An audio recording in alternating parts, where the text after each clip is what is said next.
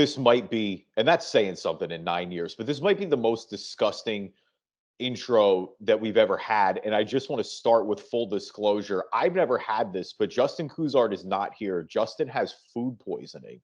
So he's going through it right now. Nick, have you ever had food poisoning? I have actually, when I was on my third day, and the sad thing is that I gave it to myself. When I was on my third date with my now wife, I actually gave myself food poisoning because I cooked myself food before she came over to hang out and Oh was man. violently ill trying to get through the date. Wow. So you don't even got restaurant you to anybody to blame it on. That's crazy. That's Nope. home cooked. I think Justin at least has a restaurant to blame it on. I'm not going to put anybody on the spot or anything like that, but he told me he couldn't even drink Gatorade, so that's usually not a Oh, good sign when that's happening. Yeah, thoughts and prayers. Justin will be back soon. Nick Gryniewicz is filling in here. We're gonna do I'll do the whole intro spiel in a little bit, but first, of course, we got to start the show with warm up jumpers. A lot going on in the NBA this week, namely in terms of offense. A lot of points being scored recently.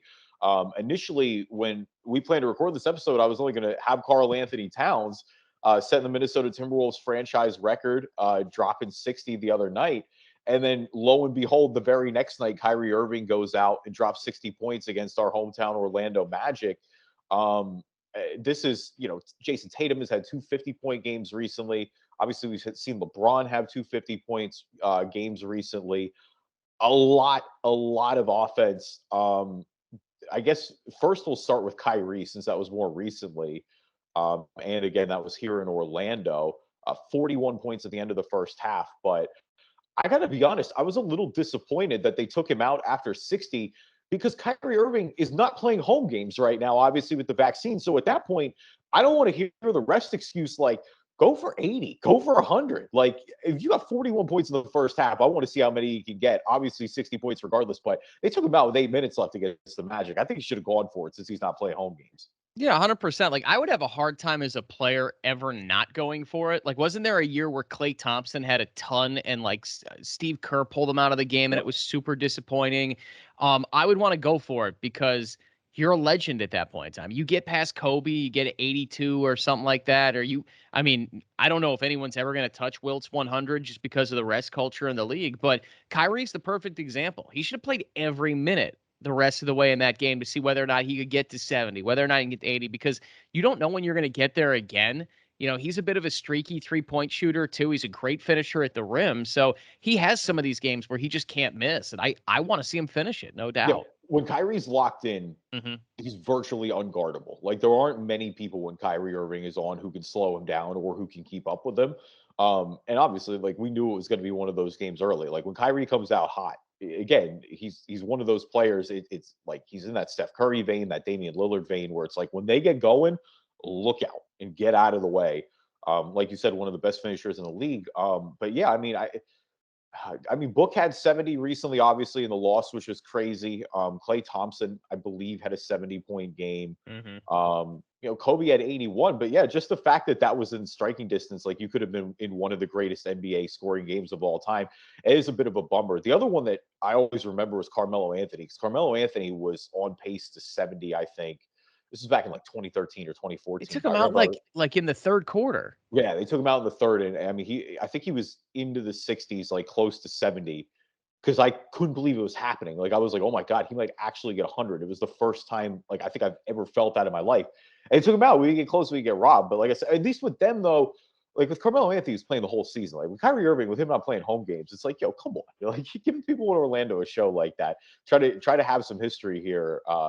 At your name in the record books. Like I get it, you're playing for playoffs, you want to stay healthy, but Yeah, but he's not playing in the next game. Like that's the thing. If they were headed to like Dallas next, right? They played Dallas against Brooklyn last night, lost at the mhm. buzzer. But I mean, if they were playing at Dallas or they were going on the road, and it's like, well, Kyrie, we're going to stretch him out a little bit here. He's going to play an elongated number of games, but he's not. He's playing 3 of the final 13 games for them. That's ridiculous. Finish the So game. well, yeah, and we'll go back to the Nets in a sec when we Hmm. talk about Jamal Murray and Ben Simmons here in warmups. But I do want to go to Karl Anthony Towns first. 60 points, 17 rebounds against the Spurs, an absolute clinic. And really, to me, that it's besides being the franchise record. Obviously, we know I'm a history guy. I love that, but The fact that Carl Anthony Towns really this season, he always had the potential to kind of be in that elite big man conversation. Like he really just had, when you look at sheer potential, more than a lot of other guys in the league. Excuse me. But, it always felt like for some reason or other, the Wolves weren't successful. He wasn't there. Like he just hadn't reached that apex where, this year, this to me was the icing on the cake where almost makes people pay more a little attention to the Timberwolves. Like the Timberwolves are 41-30 on the season. Karl Anthony Towns is a big reason why. Like I know there were jokes after Minnesota said he was the best 3-point shooting big man ever, but he is genuinely having one of those seasons from beyond the arc. We talked about this a little bit. Full disclosure, we had breakfast before this podcast, but we talked about with our friend Lewis a little bit about his increased physicality this year Hmm. too. He's really bringing it on the defensive end. He's been the guy for Minnesota every night, night in and night out. And I know they're in play-in position right now, but they're going to be fighting with Denver to get out of that play-in game. And they have 5 games up on the Clippers right now, who have an additional 5 up on the Lakers and the Pelicans. So that's not, I mean, if that's the full picture of how well Minnesota is playing, like they're peaking at the right time, playing some of their best basketball of the year. I mean, they smoked the Lakers last night. Karl Anthony Towns and Pat Bev getting all the headlines for, just kind of rubbing some more salt in the wound for Russell Westbrook. But Hmm. um, I mean, I think it's super cool that he got the franchise record, but really, I mean, Karl Anthony Towns has been, it gets lost because of how well Jokic and Embiid are playing. And I think that is dominating the big man conversation, obviously, in the MVP race. But Karl Anthony Towns quietly is in that conversation with them this year. He finally looks like he's reaching that sky high potential. Yeah, I think that's what you finished with there is the real thing to focus on is I think that the burden of being a number one overall pick, the burden of being one of those Kentucky guys a little bit too, being the next Anthony Davis. And I'm not even quite sure what that means because Anthony Davis hadn't achieved much when Karl Anthony Towns got into the league. But, so much is expected of the number one pick, of a lottery pick, especially when you're going to a franchise like a Minnesota or a New Orleans. We're seeing that with Zion right now, or even in Orlando, let's say, where it's okay, kid, you're 19 years old. We're going to put the fate of the franchise on your shoulders. And for some guys, especially bigs, it takes some time to mature because usually when you're a big man coming into the league, you've dominated physically everywhere you've been. And it hasn't been that difficult because other guys just don't have the physical strength or the physical size. It's biology that you have the advantage on. When you get to the NBA, and I've seen this in the G League, everybody's big. Everyone can push you around. And what we are seeing is, I think the mental side of that physicality. Towns has always been big. He's always been in great shape. But that mental side of it, it's kind of what Jimmy Butler was turned off about with Minnesota. That mental side of it for Karl Anthony Towns is finally starting to catch up. He had a play in last night's game against the Lakers where he ended up getting fouled, but it was an offensive rebound. He just took the ball out of LeBron's hands. And I don't know if I've ever seen anybody do that to LeBron James, where they just reached in there and said, nope, I'm going to take this from you. And Karl Anthony Towns is a guy that we never really thought had that physicality, both mentally and physically. He's starting to put it all on the right page together. And I think that's why you're seeing him emerge. And that has to be really good news for the Minnesota Timberwolves because they've been in the wilderness, for a long time there. And it's going to be disappointing if they lose both games in the play-in and all of a sudden miss the playoffs. But this emergence from him is huge. No, yeah, absolutely. I think the goal, and like you said, with him being the number one option, clearly this is his team. The health has obviously been huge too. I think that's the biggest thing with Minnesota is that we've always talked about their supporting cast never being fully healthy. We've never seen Towns and D'Angelo Russell and Anthony Edwards on the floor at the same time. They also went out and spent some money. Again, the impact that Beverly's had on that locker room. Yeah, I'm with you. The goal now has to be not just to get in the play in. I mean, I think they could potentially get themselves out of it. Denver, of course, is playing really well as well, so that is a tough situation. Um, but they should be the 7. Like, I don't know that they're going to win a first round series necessarily, but they're going to give somebody fits. Whether it's Phoenix, whether it's Golden State, whether it's Memphis. And if to me, if they make the playoffs again, especially with how young largely this core still is, that's a massive success for, like you said, a franchise that hasn't been in the playoffs really. I mean, there's the 1 year with Jimmy Butler where they were in the playoffs, but Hmm. largely since Kevin Garnett has left, they haven't been there. I think this is what we finally want to see this young Minnesota core do, and I think they are in the process of doing it right now. really impressive. Like I said, playing some of their best basketball of the season. Switching gears a little bit here, Jamal Murray, speaking of Denver, the team that Minnesota is trying to catch, Jamal Murray has been assigned to Grand Rapids in the G League, getting some work in as he's recovering from the ACL injury. Of course, we haven't seen Jamal Murray in quite a while, over a full calendar year now. I think when you talk about Nikola Jokic and his MVP argument, that's one of the biggest cases for him, obviously, is that he hasn't played with Jamal Murray and Michael Porter Jr. for most of the season. You look at the standings now, Denver's at 6. They won 42 games. I mean, look, he's coming off the ACL. He hasn't played in a long time. I still think it's pretty 50-50 if we get him in any meaningful action at all. But if we get even 85% Jamal Murray back, that shifts things in the West a little bit. I'm not saying I'm picking Denver to come out of it, but they got a chance. Definitely. Listen, Jokic is playing, he's an MVP candidate. He's going to be an MVP candidate every year. Aaron Gordon, who I heavily criticized here in Orlando, has fit well with them as a third, fourth-ish option. They've got Michael Porter Jr. coming back. And if you add Jamal Murray in, as you said, at 85%, let's say, yeah, I think Denver is a team where that's enough firepower. It's enough firepower, enough playmaking, to get you into the second, maybe even third round there. And the question is, what's the draw look like? Are you going to have to go through, depending on how the season ends here, you have to go through Golden State and Phoenix? Are you going to have to go through only one of them? Memphis isn't going to be an easy out either. I would love to see Rudy Gobert and Utah go up against Jokic in Denver. That would be interesting, depending on how things fall here. But yeah, I mean, if you can get a Jamal Murray back and he's 85%, don't sleep on the Denver Nuggets. They have shown that they can play with just about anybody. And I should also mention my guy, Bones Highland, who is playing unbelievable basketball this year. He's a dude that slipped in the draft. You and I talked about this, and everybody knew when they made the pick that it was going to be, a good fit for him. So Denver's got options. I really like that team that Michael Malone has. Yeah, Denver's drafting has been incredible. And I mean, Denver's depth is great. Like you said, I mean, 42 wins. They're or I believe 2.5 games right now behind Utah and Dallas for 4 and 5. So Game and a half. Yeah. if there's a situation where they sneak in there and get a home playoff series and get Jamal Murray back, listen, I got to feel pretty good against my chances. Again, Phoenix is a tough ask. You're going to have to beat one of Golden State or Memphis. So you're going to have a tough task to get there. But I would not want to play a Denver team that's figuring it out the way that Jokic is playing right now.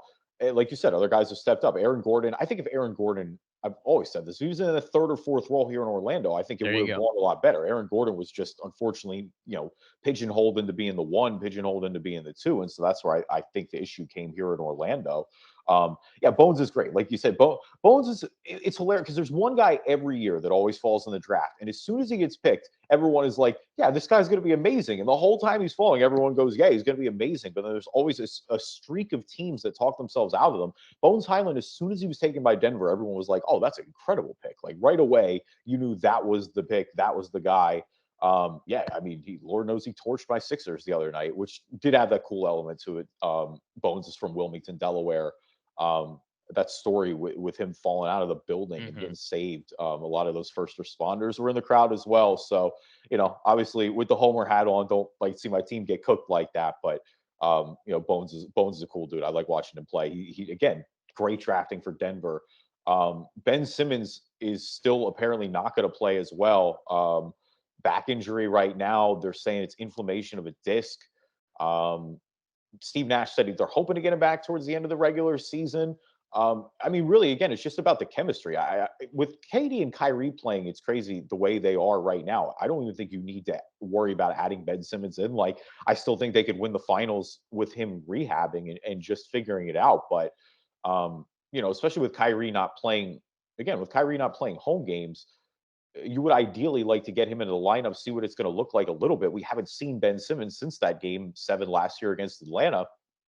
It's just, I mean, it's kind of, again, that's the biggest worry about Brooklyn is the chemistry element of it. And this is not helping that necessarily. But I also think, like, if he's in a situation where it's not 100% and this actually is a long term, especially with the back, with it being a back issue, I might not rush him back the way you're playing, as crazy as that sounds after trading Harden.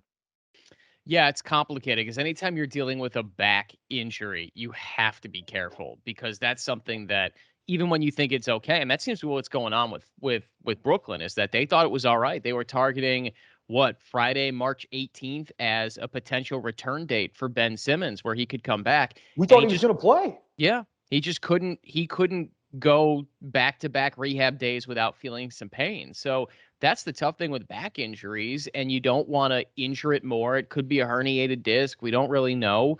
And Ben Simmons, it's hard to say. It's like Ben Simmons, I think a lot of the holdout with Philadelphia was his own doing, and also there's some injury bad luck here as well in terms of him, coming into the league, injuring his foot. That was a freak injury, and now you've got this back injury too. If you're Brooklyn, do you push it? What's the vaccine situation in New York? Is Kyrie a full-time guy? If Kyrie's a full-time guy, don't push it. But you can't waste the same way that Philly couldn't waste a prime Joel Embiid year.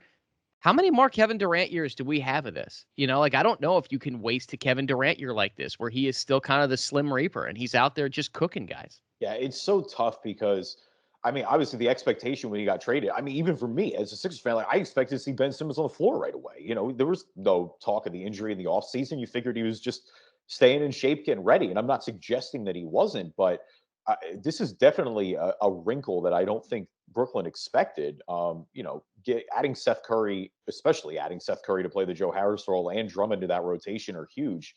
And again, I still think they have enough firepower to beat anybody. We've kind of seen it the last week and a half here when they have KD and Kyrie in the lineup. But when Kyrie isn't playing, like you said, it makes that margin for error a lot thinner.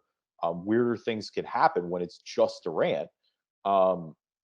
I don't know what they do with it. This, like you said, this is complicated because it's a Hmm. back injury. Like the foot thing, I was never, that was a freak thing. I wasn't worried about that. There was never a long term fallout with that. But with his back injury, I don't know. I don't think with him not having played meaningful basketball again since we're talking last June at this point, I don't know. Like, I think you go through the ramp up process. I definitely think you have him practice with the team. You keep him around, but this is also a long term investment with Ben Simmons. I don't think you necessarily rush him back out there. God forbid he tweaks this worse. Right. You don't want this to turn into a Michael Porter situation somehow where it becomes a lingering concern for the rest of his career. I still think you take it easy, which is hard to hear for Brooklyn fans. But again, I think you take solace in that you have enough firepower to win without him.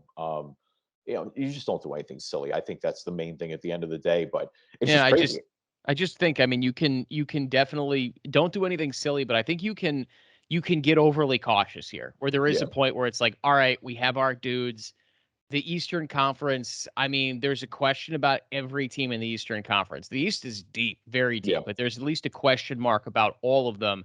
When do you decide, all right, forget it, we're going for it? And I think for Brooklyn, is it this year? It might be next year. I don't know, but you do have to be careful with the back. That's for Yeah, sure. no doubt about that.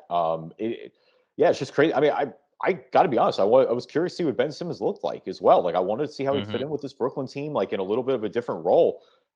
I was interested to see if he was going to thrive. Obviously, with the Homer hat on, I'm never going to be rooting for him again. Like, I'm not rooting for him to succeed in Brooklyn, but as a basketball fan, I absolutely want to see what he looks like.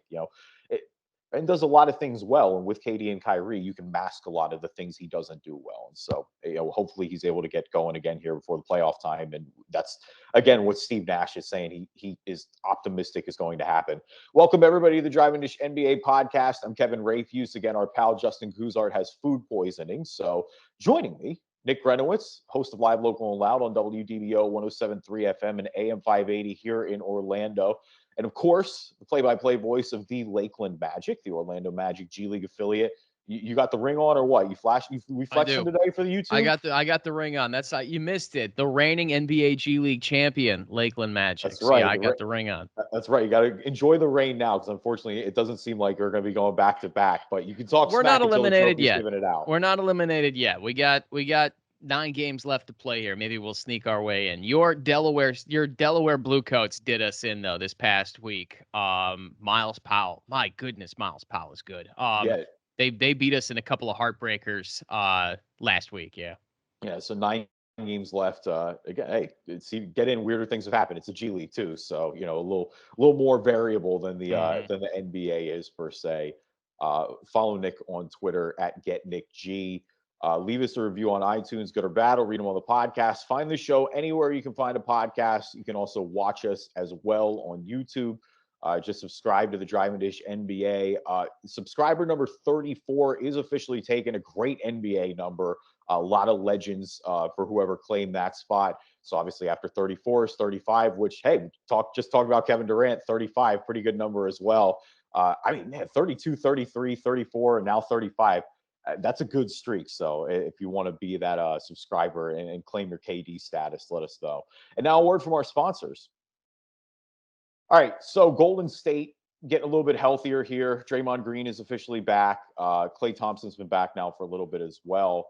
And I think with Klay, I mean, really, he had the breakout the other night, but I think we're starting to see that a little bit here because Klay started slow, which he hadn't played in 2 years really before this. Kind of getting ramped up in a meaningful action, but it really, I mean, you put Draymond back in the lineup, and all of a sudden the Warriors just look like night and day. It's crazy how quickly that just clicked, how much better they are defensively with Draymond back in the lineup. Um, and I guess assuming health here, which now it went from fully healthy to now we have the question mark after Marcus Smart got tied up with Steph Curry last night. Steve Kerr thinks it was dirty.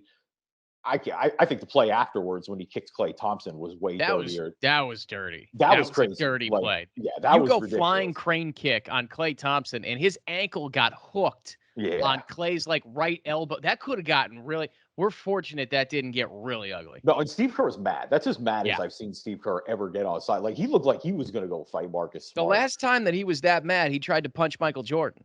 Right, and that wow, That crazy didn't go time. well. Yeah. No. Well, 90s Bulls practice, just regular par for the course there. But no, it was. I mean, I give Marcus Smart a little more credit with the Steph thing because I do think like he was diving for a loose ball. That's how he makes his money. It's also on the line. I can understand where I get the front because everybody knows Steph Curry's ankles. Like that's been Steph Curry's injury. He has obviously there was the major concern early in his career, Mm-hmm. but regardless, we'll see what happens there. There's no reports of anything long term with that. Like maybe we miss a game or two, but I mean Phoenix is running away with the 1 seed. There's no doubt about that. Golden State is going to be playing here. They got a couple games up on Utah and Dallas right now. They're kind of jockeying with Memphis, but it seems like they're on a collision course with Memphis in the second round, which I can't wait. That's going to be those regular season games have been so much fun. If they both handle their business, that's going to be a really fun second round series. Mm-hmm. Again, have to handle your business, but I mean, the numbers with these three on the floor are great with Klay and Steph and Draymond. We haven't quite seen them again all together in a while here, but that's boding well. It does feel like the Warriors are a little more locked in. Jordan Poole's playing great. You got to hope that you can get Wiggins back. That's the thing. Wiggins struggling mighty after the All-Star break. But before that loss to Dallas, they had won 4 straight against the Clippers, against the Nuggets, against the Bucks, and against the Wizards. And I mean, I don't know. Really, it was that Bucks win that was the most impressive because Steph Curry had 8 points, and they won by double digits, like convincingly. It wasn't close, really. So, look, it's crazy, but with Draymond in the lineup, he really does fix all that much. I still think Phoenix is the team to beat in the West, but it sure feels like the Warriors can be number 2 here, like a definitive number 2 if everybody's healthy. Yeah, I think so. I mean, Phoenix has looked like the most complete best team all year long, right? They're 10 games better than any team in the NBA right now, and they're just cooking teams. I love the way that Phoenix looks, but it is hard to count out the pedigree of that Golden State team. Those guys have all been there before. Phoenix has really the one deep playoff run of the finals last year that they lost, of course. But, when you have Steph, Klay, and Dre on the floor at the same time, then you add in like a Jordan Poole, which is a guy that they really didn't have during those finals runs, of course, who can come out and kind of just do his thing. You'd love to get Andrew Wiggins back, like you said, but when those three guys are on the floor, and really when Draymond's on the floor, they miss Draymond. And that's what we saw during that injury, is how much they missed Draymond Green. And the longer that Klay Thompson is back, the better I think that he is going to get. I guess I could make the case, Kevin, that the Steph injury, and we don't know what it is right now. I mean, it's an ankle. Marcus Smart kind of ended up rolling up on him there. I don't know if it's the worst thing that Steph misses a little bit of time here. Those guys have played enough games where they're on the same page, and you get Klay a little bit more opportunity to get into a rhythm because right now he looks off. He just doesn't look quite right. He missed a ton of time, of course, with all the injuries, but it might be actually a good thing for Golden State that over their final, 15 odd games or so here, that Clay gets, a little bit more usage rate and has to get into the rhythm a little bit more. Well, yeah, at the end of the day, he's only played 24 games at this point. Um, like you said, the big one was the game against Milwaukee at 38 points. He looked like old Clay Thompson. Hmm. 18 in the loss to Boston. He had 20 the other night against Washington. It's just about getting the efficiency down. He's taken a lot of shots, so that is good. They're getting his rhythm back. He's taken well over 20 shots in the last 5 games. The only one he didn't, he had 19 in. But other than that Milwaukee game, it hasn't really been there yet. Like you said, the efficiency isn't there yet.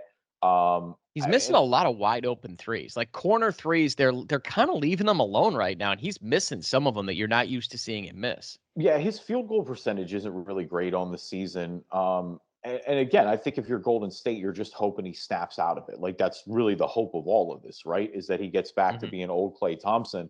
But it is just remarkable how quickly Draymond Green. I mean, they lost 5 straight before Dre came back, and how quickly he just cleaned up their entire interior defense. Like you could score at will when Draymond was out. It felt like on the squad. He's really, really stepped up there too. And then Jonathan Kuminga, I think, man, in 4 years, that kid's going to be really good. Oh yeah. Still a lot of potential. Like he's shown flashes of what I think he's going to be. We knew he was raw when he got drafted, but that was a good pick, I think, for Golden State long term.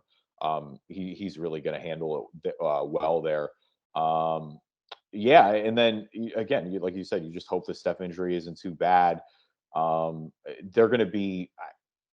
I don't think it really matters whether you're 2 or whether you're 3 at this point in terms of who you play in the first round. Like, I don't think there's anyone that they should be mad. Like, the only advantage to me would be one with Phoenix, where assuming the Timberwolves handle their business in the play-in, you're probably getting the Clippers, or I mean, after that, you're talking about like the Lakers or the Pelicans or the Spurs or somebody like that you're just not really scared of. Um, but if you get even whether you get Minnesota or whether you get Denver or Dallas or Utah, however that shakes out, Hmm. there's not really a pass there. The depth in the Western Conference isn't quite as good as it is in the East this year. Right. But as the West gets guys back, like the top of the West is really good. Dallas has been specific, or Dallas has been significantly better since adding Dinwiddie into the lineup. Utah obviously is playing great, so we'll see what happens there. It's a busy Western Conference for sure. But if Golden State is fully healthy, yeah, I think they can beat anybody. Um, but I do want that Memphis series. That's gonna be so much fun. All right, who's balling, who's falling? Our NBA version of the stock market. We always like to start with the good before the bad. And so balling for us this week, Kevin Garnett getting his jersey retired in Boston, the number 5 going up in the rafters. Obviously, a big moment for the Celtics whenever somebody gets their jersey retired. Plenty of other legends that he's in the rafters with now, winning the title there in '08. But of course, the other moment that everybody's talking about too, Ray Allen in the The building with hug. Paul Pierce. The hug, the big 3, they're back. It feels like the beef is squashed, which, I mean, we were seeing memes as recently as All-Star break when the NBA 75 team was rolled out and when you didn't know if they were all together. But that beef was stupid. It's been 10 years at this Yeah. point. You guys won a title together. Like, it's good to see them back together. They had too many successful years together. Ray Allen was too much of a part of KG's success there. It just felt wrong that they weren't all hanging out. It did. I was listening to, I think it was Bill Simmons talk about that this week. And Bill, of course, is really tied into the Celtics. It always felt kind of silly how personally Kevin Durant and Paul Pierce kind of took that, because Ray Allen was in trade talks Yeah, leading up to him deciding to leave. So his thing was, wait a minute, if you guys are just going to jettison me if we can't get over the top here, I'm going to pick and go where I want. I'm going to go to Miami. And by the way, it led to him making one of the biggest shots in NBA Finals history in 2012 when they won yeah. it, right? 10 years ago. So, I mean, that's always been tough. Now, Rondo was not there. Doc wasn't there. Rondo wasn't there. I found that kind of interesting that Rondo wasn't there necessarily, unless they were playing that night. But I think the thing for him is for this is, yeah, like our long national nightmare is finally over. You got the big 3 back together, and I really enjoy the fact that Kevin Garnett did not play his entire career in Boston, yet he's kind of accepted as if he is one of those lifelong Celtics guys, right? Like, Yeah. I mean, they put him and Paul Pierce on the same level. They put him and, some of the other legends of the Celtics on that same level. I mean, they retired his jersey. It's Oh, insane. he embraced it. Like, he just Hmm. embraced being a Celtic. Like, he was there for a lot of successful years. Because I mean, yeah, in the grand scheme of things, it was what, only 5 or 6 years he was in Boston because he got traded Yeah. to Brooklyn with Paul Pierce. So that's where, and then back to Minnesota eventually. And then it was I know over there. real fast. Oh, and it's a little difficult right now with him in Minnesota. It'll get fixed obviously recently, but it is a little wild too that KG got his number retired in Boston before Minnesota, with obviously him being without a doubt the greatest Timberwolf in franchise When's history. when's that sale final? That's really what it's about. It's him and the owner. They Yeah. don't get along. 100%. And there's no doubt that ceremony will happen one day. But yeah, like you said, it was good to see them back together. I would assume Rondo was on the road with Cleveland. I don't think there's anything there. The Yeah. same way that Doc is obviously with the Sixers. And then yeah, like I think you nailed it too. When Ray Allen was in all those trade talks, like Ray Allen was always the guy that was going to get moved. It was never Paul Pierce or it was never Kevin Garnett. They were Right. always looking to move Ray. Look, I understand the hurt feelings a little bit with him going to Miami because it was like when Ray Allen went to Miami, the Heat at that point essentially were finishing off the Celtics. Like the Celtics won the finals in '08. They went back to the finals and lost the Lakers in 7 in 2010. But it was always them. I mean, once Derrick Rose got hurt, it was always them, the Bulls, and the Heat, and the Cavs, and then eventually the Heat when LeBron and Chris Bosh went to Miami that were jockeying for that Eastern Conference position.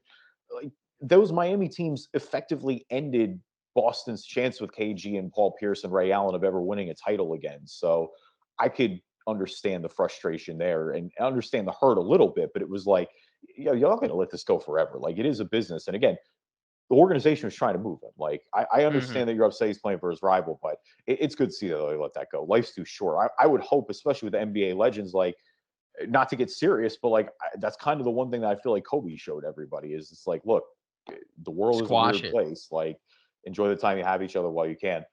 Fallen, we are going to bring it back here to Orlando. Jonathan Isaac, our friend, is not playing this season, still recovering from the ACL in the bubble.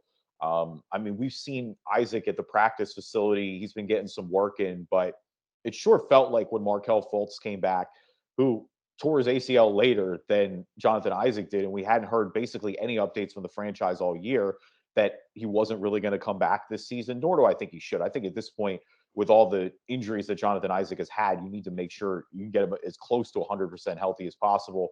Hmm. Try to keep his career active for a long term. We know how talented he is when he plays, but yeah, it again, the Magic aren't playing for much right now. They're playing for draft position. They're playing for their young guys to see who can shake and who can stick and who can't. Um, but it is still unfortunate to not have Isaac back on the court because it's been so long. It's going to have been basically 2 seasons now since we've seen Jonathan Isaac put a Magic jersey on. Yeah, I mean, what, August 7th, August 2nd of 2020 was when he had the injury inside the Disney bubble. I think that the Magic handled this a little poorly, and I think that this announcement should have come out, and it feels as if it's been apparent for a while that he wasn't going to come back. Jonathan Isaac has taken a lot of criticism from the fans, a lot of criticism in the NBA community for not coming back and playing. I think that there's been some questions about his toughness, let's say, and them perhaps being overly cautious with him. I think the Magic should have gotten this out a little bit sooner. That's all. Because yeah, when Markel Fultz decided to come back, it should have been one press release, in my opinion. Markel Fultz is coming back, and Jonathan Isaac is not going to play again this year. And there's no need for him to play. If he's not ready to go, don't play him now. You might as well just wait, have him take the entire offseason, get him ready. But I will say this, he needs to be ready to go for game one of the 2022-2023 season. I mean, we Yeah, haven't seen him in over 2 years. He's already wasted 1 year of this 4-year contract that he signed. And eventually the Magic need to figure out, is he part of the core? Because when right. Magic fans talk about the young core, you're now talking about Suggs, you're talking about Wagner, you're talking about Wendell Carter Jr., Chumo Kiki gets thrown in there, Cole Anthony, Markel Fultz. But it used to be Jonathan Isaac was the first name mentioned. Now he's like seventh because No, you just can't. And whoever you draft in this year's draft, too, he's like eighth on the list because you can't count on him. well, that's the situation too. Is it's like the Magic are in an area where they could very well come away with the 1, 2, 3 pick, add another high level talent. Jonathan Isaac was the crown jewel of the rebuild. Like Jonathan Hmm. Isaac, when he plays, is unquestionably awesome. Like one of the best better defenders in the league, can play 1 through 5. His defensive or his offensive game was really starting to come along, and that's what just really stinks about it. Is I think Jonathan Isaac can still be that if he's healthy. I just don't know if he's going to be. Now, the good thing, like you said, he's not under pressure from the fan base. I think there's a large portion of the fan base is disappointed for sure, but I think no one is. There's no expectations for the Magic this year. He's not missing meaningful minutes. It's Right. not costing them a playoff bid. I think you can enjoy, like you said, with how some of the young guys have come along, with how exciting and out of left field Franz Wagner has been, or how much better than expected he's been, with Cole Anthony's continued development, with Jalen Suggs now back from injury. There are plenty of other reasons to watch. And then Markel gives you that juice as well with the midseason return. So I think that is the perfect scenario for them to shut it down with Jonathan Isaac. I agree. They just should have got out in front of it. Like, that's my thing, is where it's like no one expects him to play. We understand that he's been injury prone. Let him get fully healthy, take the full season off. I hit the concern button, like you said. If he's not ready to go for game one of next That's it. year and we don't That's see it right Jonathan there. Isaac suiting up opening night, then yeah, I'm worried then at that point. We're looking at him missing, we're in year 2 of that contract. He won't have played. He'll have had 2 to 3 significant major injuries in a short time. And so because of that, I think there would be valid concerns there. I hope he gets back, because I still think he can be a major part of this Magic core. If he's back and healthy with all the guys that we mentioned before and that high level lottery pick, they could be a Cleveland type team next year Yeah. where all of a sudden they got a lot of talent real quick. They can start winning some meaningful games. And, that's obviously something the fans are hoping for. Real quick before I get you out of here, I do want to talk about your Chicago Bulls. Yep. Got Alex Caruso back, sitting at 5th in the Eastern Conference right now. The defensive impact has been immediate. I mean, without a doubt, missing the intangibles that he brings on that end of the floor. This is a team that's going to get Lonzo Ball back at some point as well, who will help on both ends of the floor. Um, a lot of hype around the Bulls this year. DeRozan remains an MVP candidate. They're going to make the playoffs. Could very well have a first round playoff series, depending how the 3 and the 4 seeds shake out. I mean, hell, they could get all the way up to 2. I don't think they're going to catch Milwaukee, but they could in theory. The knock has been is they got to start beating some playoff teams. I just where's your temperature at with the Bulls? Where do you think? How confident are you in them to win a first round series? And where do you think they can go in a loaded East like Yeah, that? I think pretty confident. I mean, when you start, I think that I put them kind of on the same level as I do a Boston Celtics type team. I don't think that they're in the same uh atmosphere as a Milwaukee, a Miami, a Philadelphia. I mean Brooklyn when they're right, but they play defense, they move the ball well, they've got some scoring. And Alex Caruso kind of gives them that toughness mentality that you love. By the way, coolest giveaway that I saw all year in the G League. Lakeland had a ton of great ones. The Alex Caruso headband night at Windy City. They gave away Alex Caruso headbands, which was That's awesome. awesome. But yeah, I think Chicago can definitely make some noise and head into the second round and maybe scare someone in the second round.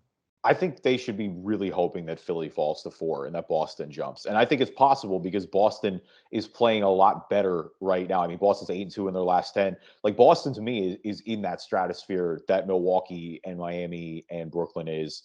I just don't think Philly has the depth. Like, I think Philly can beat Chicago in a series. I would take them if I was picking today, but I think they're a lot more vulnerable. If you get Harden on an off night, if you get Maxey on an off night, Embiid is going to bring it every night.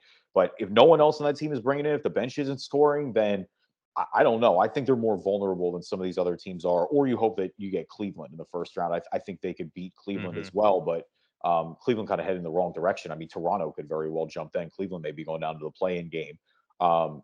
Again, if they're fully healthy, I think they can hang. I do think they're going to lose in the first round just by virtue of having to play one of the aforementioned teams in Miami, Milwaukee, or Boston.